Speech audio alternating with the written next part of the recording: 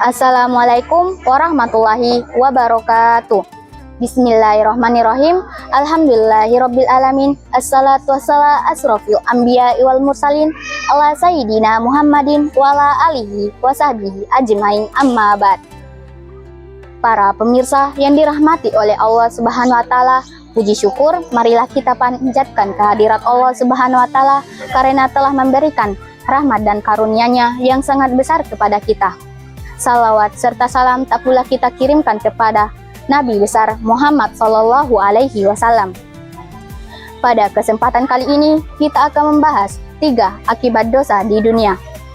Sesungguhnya telah banyak sekali akibat dan dampak buruk dari perbuatan dosa seseorang yang akan dibalas oleh Allah Subhanahu wa taala.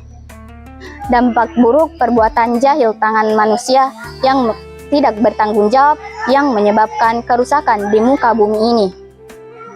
Dan sesungguhnya apa saja musibah yang menimpa manusia adalah disebabkan perbuatan dosa dan jahil tangan-tangan manusia.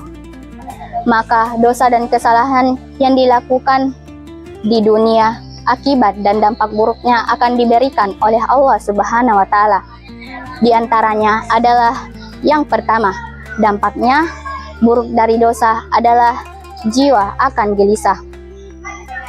Orang yang selalu berbuat dosa akan gelisah jiwanya, tidak tenang perasaannya, dan selalu saja merasa ketakutan supaya dosa dan kesalahannya tidak diketahui oleh manusia yang lainnya.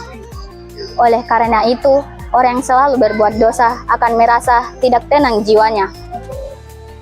Dan ternyata dampak buruk dari dosa juga bisa berpengaruh pada masyarakat luas. Yang kedua, dampaknya buruk dari dosa bisa berupa bencana alam, wabah, dan lainnya.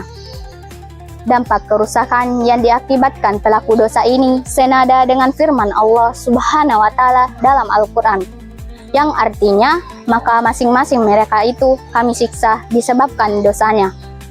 Maka di antara mereka ada yang kami timpakan kepadanya hujan batu kerikil, dan di antara mereka ada yang kami timpa suara keras yang mengguntur, dan di antara mereka ada yang kami benamkan ke dalam bumi, dan di antara mereka ada yang kami tenggelamkan. Dan Allah Subhanahu wa taala sekali-kali tidak hendak menganiaya mereka, akan tetapi merekalah yang menganiaya diri mereka sendiri. Para pemirsa yang dimuliakan oleh Allah Subhanahu wa taala, walaupun Allah Subhanahu wa taala memberikan balasan atau hukum di dunia atas kesalahan dan dosa hamba-hambanya, itu artinya bukti kasih sayang Allah Subhanahu wa taala kepada hambanya. Bila Allah Subhanahu wa taala balas dosanya yang dilakukan oleh pelaku dosa, itu artinya tanda bencinya Allah Subhanahu wa taala kepada dosa yang diperbuat oleh pelaku dosa. Yang ketiga, dampaknya buruk dari dosa bisa berupa perpecahan dan perselisihan. Sesungguhnya telah banyak terjadi perpecahan, persekutuan, perselisihan, dan perbedaan pendapat di tengah-tengah kaum mukminin. Yang demikian ini kembali pada sebab-sebab yang banyak. Di antaranya adalah kemaksiatan dan dosa-dosa yang mereka lakukan atau salah seorang melakukannya. Hal ini telah disebutkan dalam hadis Nabi Rasulullah dengan sanad yang sahih dari